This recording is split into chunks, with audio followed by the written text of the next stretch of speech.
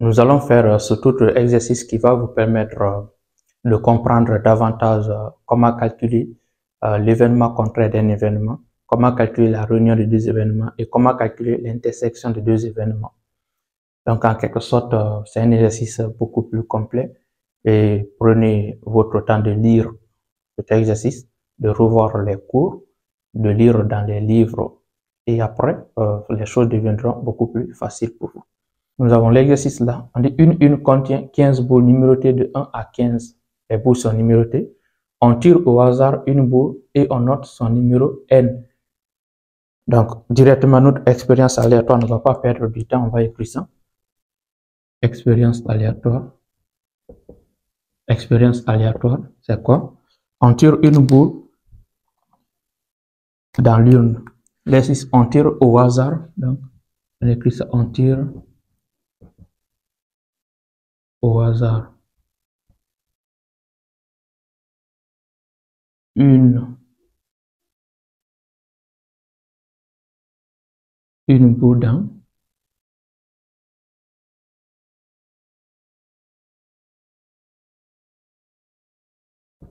et on note son numéro N. Si on a une urne par exemple là, on dit quoi? Qui contient 15 boules. Il y a 15 boules qui sont numérotées de 1 à 15. On a 1, 2, 3, 6 par exemple. On va mélanger 6, 15 par exemple, 7, 8, 9, 10, 11, 12, 13, 14, 1, 2, 2, 3.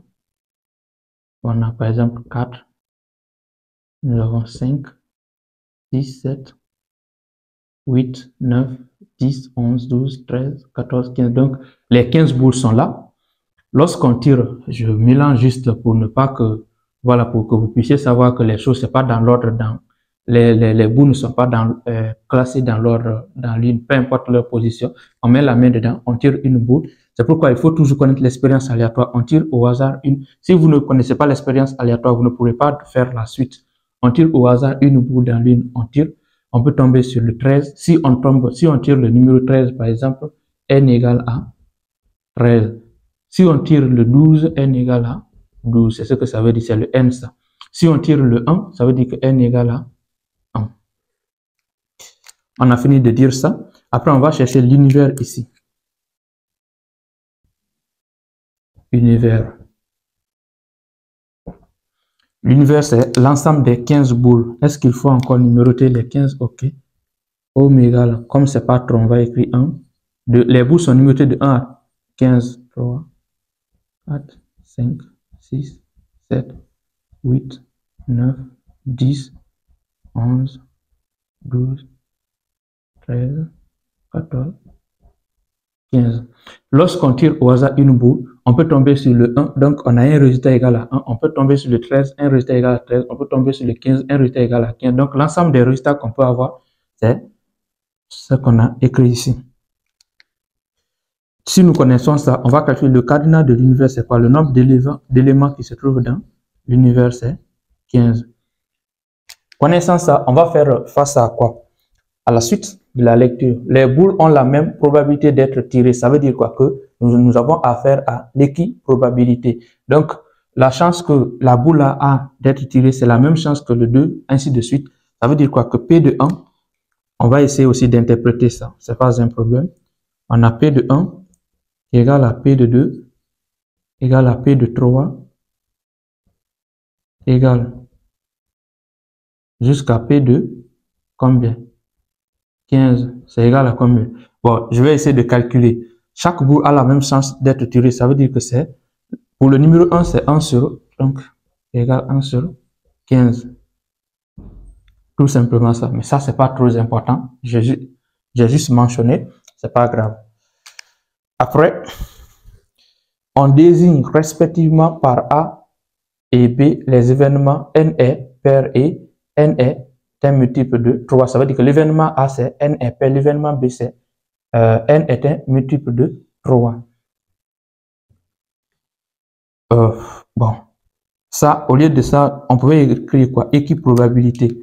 Ça, c'est synonyme. Ça, là, c'est synonyme de quoi? Équiprobabilité. Équipro.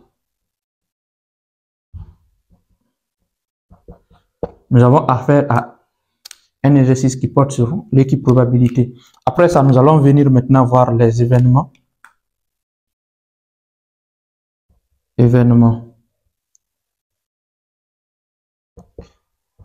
Les événements ici, nous avons quoi? L'événement A. On dit quoi? L'événement A, N est pair. N est pair.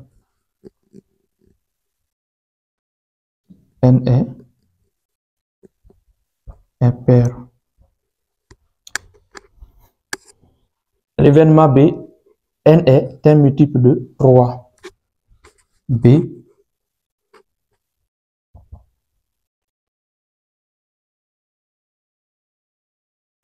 est un multiple de 3. Nous avons les deux événements ici. On va essayer de calculer, de donner les cas favorables à ces deux événements. Quels sont les cas qui sont favorables à cet événement? Donc, on va essayer d'écrire ça. A. Les cas favorables à l'événement A. N est pair. Les nombres pairs qui sont là. 2 est un nombre pair. 4, 6, 8, 10. On a 2, 4, 6, 8,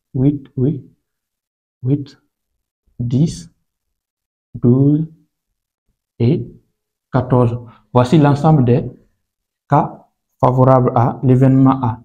Le cardinal de A égale à quoi? Le cardinal de A égale 1, 2, 3, 4, 5, 6, 7. Égale à 7.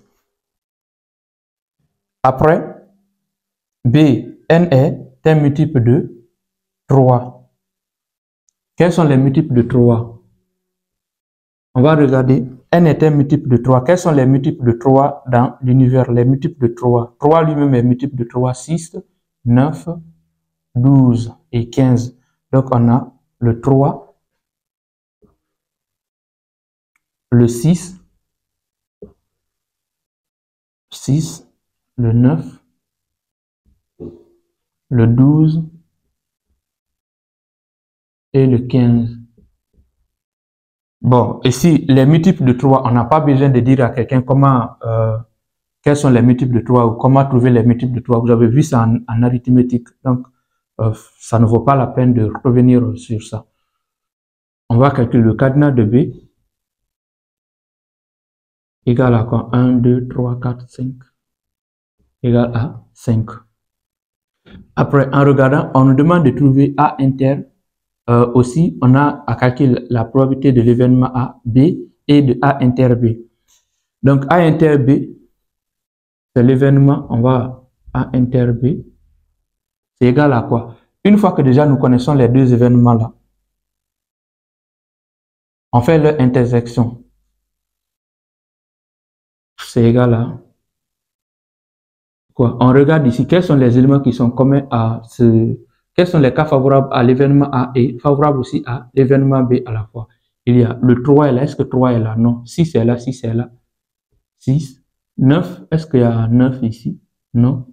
12. Oui, il y a 12. Oui. 15. Il n'y a pas 15. Donc, voici les deux résultats qui sont favorables à la fois à l'événement A et à l'événement B.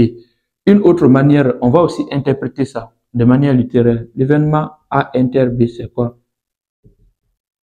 C'est tout simplement, on regarde, on nous a dit quoi? C'est tout simplement N est pair et N est pair et N est un multiple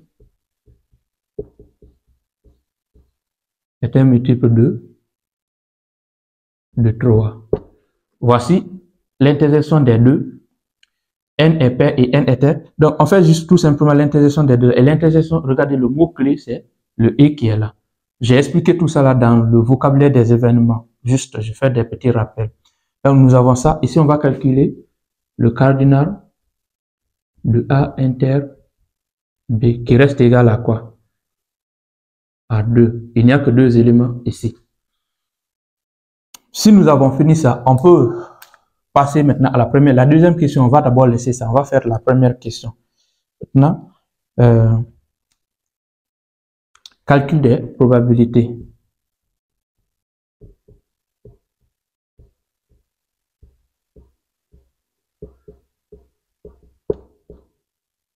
Calcul des probabilités. On va passer à la première question. Bon, peu importe, même si on ne... Ok, calculons P de A, P de B et P de A inter B. La première question. Nous avons déjà fini d'interpréter. Regardez, soyez toujours malin. Faites toutes ces étapes petit à petit comme ça. Et puis quand vous viendrez dans le calcul, tout sera facile. Mais si vous ne faites pas ça, vous venez là, vous serez bloqué. Et parfois, vous allez tout mélanger. On a P de A égale à quoi? On n'a plus que la formule de Laplace puisque nous avons affaire à l'équiprobabilité. L'équiprobabilité, l'exercice a dit ça ici, que les boules ici, les boules ont la même chance, ont la même probabilité d'être tirées, c'est-à-dire la même chance. Donc, c'est l'équiprobabilité. On applique la formule de Laplace. Il veut dire quoi? Ici, un événement A, c'est le nombre de cas favorables à l'événement A qui est le cardinal de A sur le nombre de cas possibles qui est le cardinal de l'univers. Cardinal de A, c'est 7. Cardinal de l'univers, c'est combien? L'univers, on a calculé. L'univers, c'est ici, c'est 15. Et voilà, nous calculons la probabilité de l'événement A de manière beaucoup plus facile, comme si on s'amusait. Pourquoi? Parce qu'on n'a plus le temps de faire les petits détails. P de quel événement? L'événement B, c'est égal à quoi? P de B, c'est la probabilité, le nombre de cas favorables à B, c'est le cardinal de B sur le cardinal de l'univers, le nombre de cas possibles. Le nombre de cas possibles. Le nombre de cas favorables, c'est 5. Le nombre de cas possibles, c'est 15. Donc, P de B égale à... Si vous voulez, vous pouvez simplifier. Lorsqu'on simplifie, on aura 1 tiers. Mais je vais garder cette forme fractionnelle. Vous pouvez simplifier pour avoir les 1 tiers. Mais ce n'est pas obligatoire. Après, on a à calculer la probabilité de A inter B, qui est égal à quoi? Le nombre de cas favorables à l'événement A inter B sur le nombre de cas possibles, qui est le cardinal de l'univers. Ça, c'est égal à quoi? Le nombre de cas favorables, c'est 2. On a 2 sur 15. P de A inter B égale à 2 15e. On a fini avec la première question. On peut passer à la deuxième question. Question 2. Calculons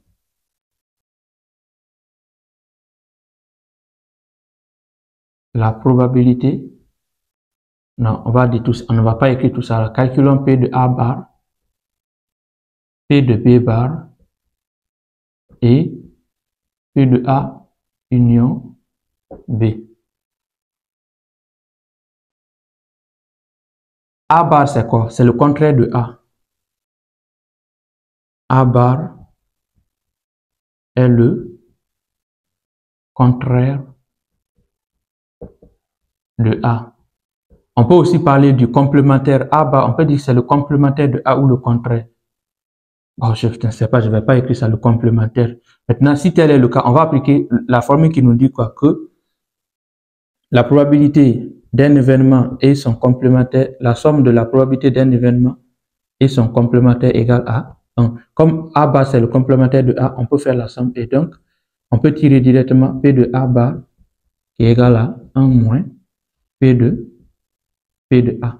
Et on remplace P de A bar égale à quoi? C'est 1 moins P de A, on a trouvé combien? 7 sur 15. Ce qui sera égal à 15 moins 7 sur 15 égale à combien? 8. 8 sur 15. P de A bar égale à 8 sur 15. Donc, vous voyez l'importance des formules ou des propriétés. Après, aussi, B bar, c'est le complémentaire de B. B bar est le contraire de B. Ou bien, B bar est le complémentaire de B, c'est la même chose. Dans ce cas, B plus la probabilité de B plus la probabilité de B bar égale à 1. Ce qui veut dire quoi? P de B bar égale à 1 moins P de B. Ça reste égal à quoi? 1 moins B, c'est 5 sur 15. Nous l'avons déjà calculé ici.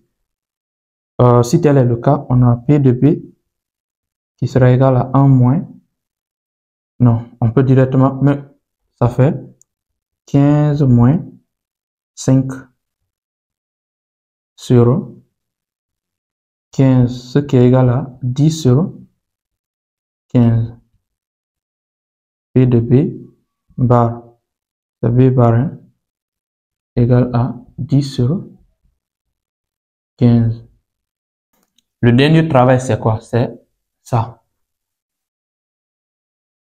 P de A union B, c'est égal à quoi? On applique la formule. On a déjà vu la formule. Comment calculer la probabilité de la réunion de deux événements? C'est P de A plus P de B moins P de A inter B. D'après la formule. Donc, on applique P de A union B égale à P de A. Nous l'avons calculé quelque part. P de A, c'est 7 sur 15 plus P de B. P de B, c'est 5 sur 15 moins leur intersection 2 sur 15. Ça se donne combien? Ici, on a la somme des deux là. Ça va nous donner combien? 12 moins 2. Donc, 12 moins 2 sur 15. Ça nous donne 10 sur 15 aussi. P de A union B sera égal à 10 sur 15. Voilà. On arrive aussi à finir cet exercice beaucoup plus facilement.